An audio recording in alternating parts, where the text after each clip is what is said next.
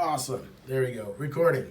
So I agreed with the radiologist saying he's got a 1.5 millimeter posterior disc protrusion effacing the ventral cerebral spinal fluid area. That's very bad. That means your actual disc is pushing against the spinal column itself, inside you. Do you get that? So if someone took a pencil and kept putting it against your eye, how would you feel? That's what's happening inside that disc layer there. At C7, C5, C6, you've got a left posterior, paracentral, annular fissure. That means the outside of the tire blew out. So if you think of the disc as a tire, the outside is the thickest part, inside is just air. Inside of yours is actually the fluid of the disc. The outside tire, blown. Okay, that's what he's saying there.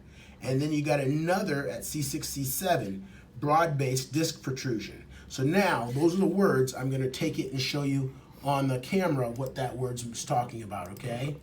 So right here... That's some good sounding words. Well, it's not, but it's good. Finding nothing sucks. Yeah. Because there's nothing to fix to Yeah. get you back to normal. So at this level right here, where the arrow is pointing, he's got a disc protrusion, and it's pushing against the actual dura mater of the spinal cord. This area inside here is the actual spinal cord material, guys. That means you blow out that, there's nothing to protect all the way straight up into the brain. Infections and all the stuff. That's why you're having these things that are making your jaw do this thing, because your body is literally trying to stretch and get this burning piece of acid off of your spinal column. Do you get that? When we go down lower here, you have another one, and he's sort of leaked down a little bit, but he also blew out anteriorly. So this guy, it's like if someone took a car and dropped it off a 6-story building, the tires just blow out. So that's another disc protrusion, but you got it at 2 levels, both in the front and the back.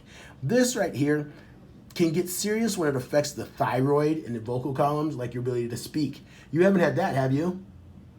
Okay, but you do notice when you're doing this, what you're having to do with your jaw. Okay, now most of the jaw stuff is up here, so don't worry about that. Right now, we're into this. So what you just want to memorize is those words that he had said. C6. What would cause these stuff though? Life, kids, degeneration, accidents, football. Yeah, I had a lot of accidents. I had like 3 car accidents over my lifetime, so that's probably it. What you want to memorize is C4, C5, and C6. So that way when we go to the next picture, you can know what I'm talking about. Does that make sense? C4, C5, C6. Alrighty, so now, what that's saying, because now I'm showing you on this still picture of your MRI. Does that make sense? And you can see how this is blown out here and blown out there. This one's pushing inside of you there. That's the third one. And there's a chance, this is a little grainy, that this one right here might be pre. What we're talking about then, symptom-wise, is the nerves from C4 and C5 go down the neck like this on either side. And that's the ones that's getting affected on that left-hand side of you, okay? C5 and C6, they go down the hands. Now, you're not having a lot of hand weakness, are you? But you're just getting that left-hand tingliness, right? So, it's a C5, and it could be a combination of C5 all the way to C6 that's causing that. The reason that's important, though, is because now I go to autonomic system. And when we get down here, C5 does a lot with the vocal cords in the jaw. I hope I could learn to C6 sing all this. is the neck and the shoulders, right? I know. So the reason being is that we have the actual areas just on that side that are giving you problems. Now, are you having leg problems as well? Occasionally it gets numb. What's that? Occasionally up to my little toe, like when I ride my bike, my little toe be getting numb. So on the treatment plans I put together for you, I think we're going to get that leg numbness down, but I'm going to work mostly on this stuff that's you're feeling up in here. Yeah. Okay? So now what we can get to is talking about how does my jaw get affected From all that drama in my back.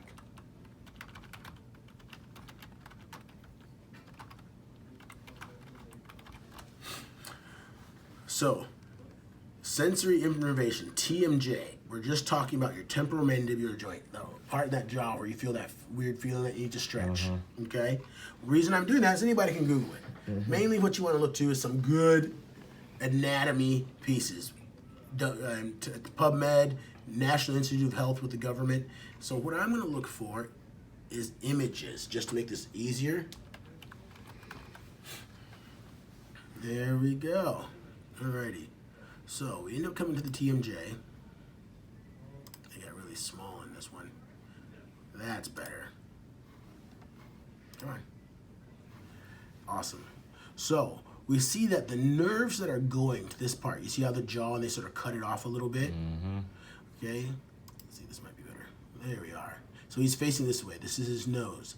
The nerves that come to this area come from the base of the skull here, and they branch downward. You got the masseteric nerve that's coming to help you chew. You got the maxillary nerve and artery. And so those all happen behind that earlobe. Do you get that? The problem is that that muscle that goes up there comes up your neck, and you got a little piece that goes inside your jaw. And because of the injury to the lower neck, that's making this thing stay tight all the time.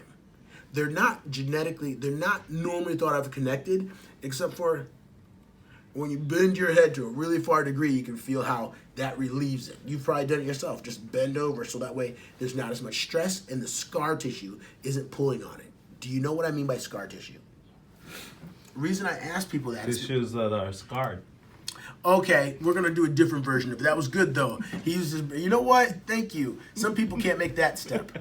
So imagine right here, this is healthy tissue. Yeah. In your neck, in your jaw, all that stuff is starting to overgrowth in here. Yeah. Okay? And when we were younger, all it was blood. This piece of muscle fiber pulls this way, that one pulls that way, and we get a contraction. Easy to understand? In real life though, arteries, nerves, and blood vessels are also passing through that muscle tissue. And what happens is, as you get injured, they start releasing a chemical that has these little worms grow. And these little worms are like as strong as, can hold about 1,000 pounds per square inch. And the thing is, that's like sewing up a silk dress with fishing line. No matter how good a seamstress you are, it isn't gonna look right. And that's what's happening because these things are trying to protect or actually create a cast inside your body. And that's why the stiffness isn't getting better on its own. They're going to continue to grow to be able to seal that up as long as they possibly can.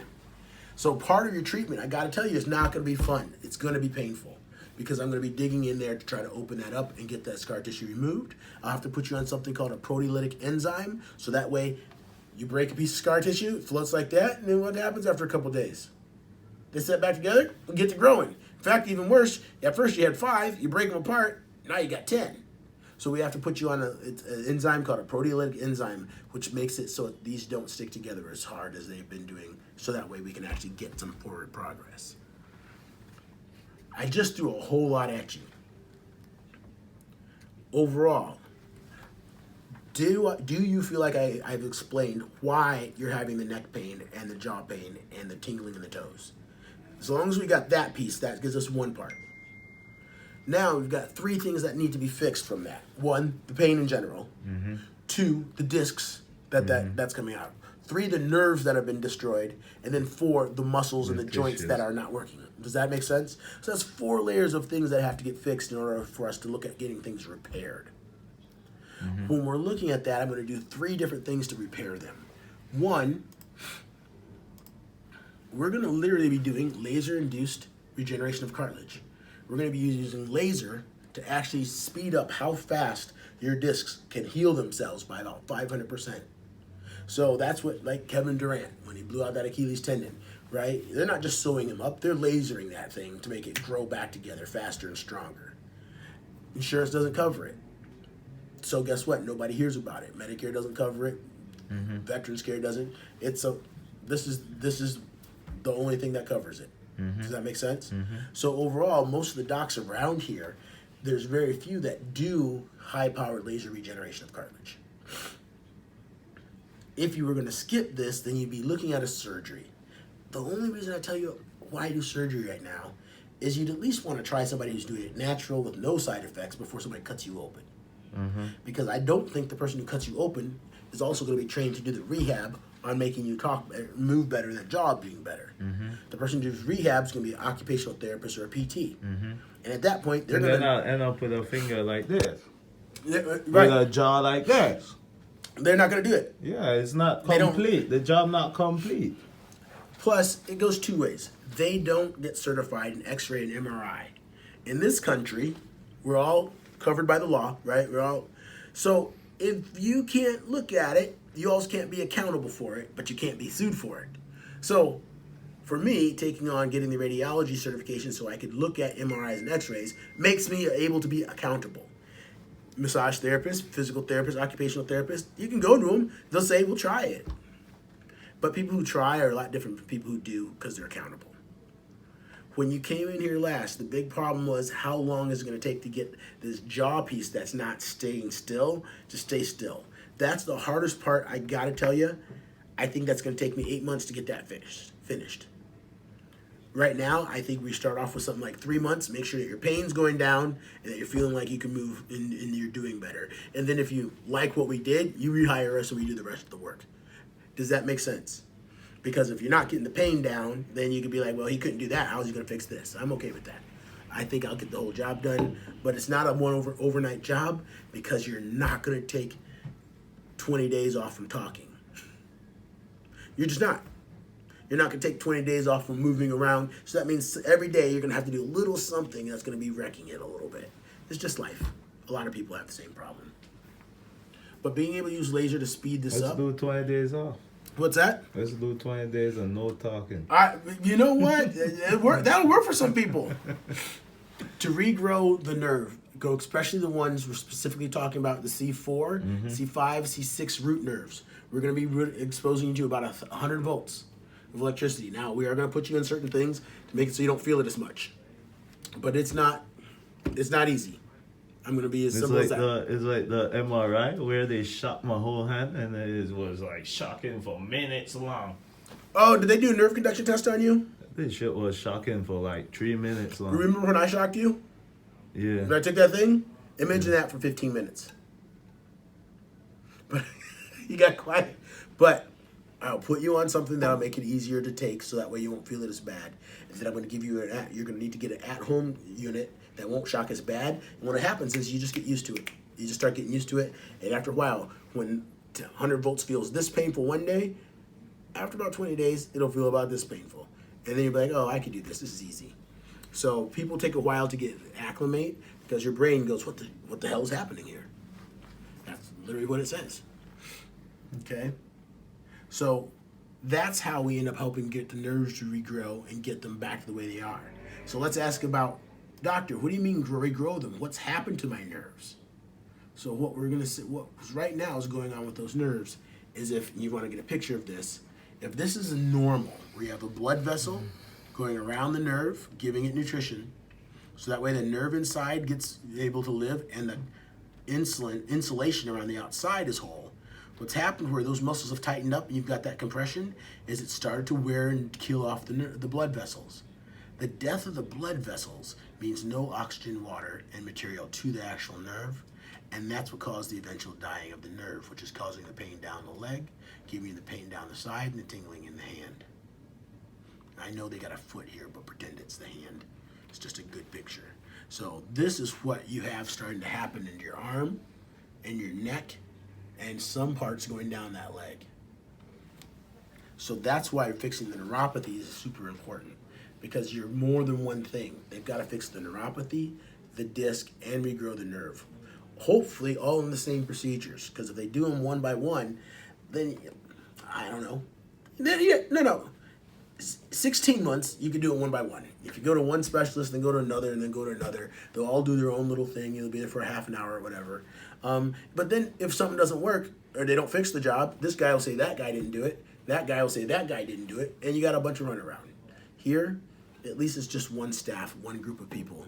There's one guy. And hopefully, Maria won't have you come into some place that's going to just leave you all messed up. And I think I'm one of the only ones with a refund policy. So, overall, I know I just said a lot of stuff. Is there anything about what's wrong with you that you feel like I didn't cover, that you'd like me to go in a little more detail on it? You said, let's run through the actual treatment. What would that treatment be? Excellent. Awesome. So now you got to turn that off. Okay.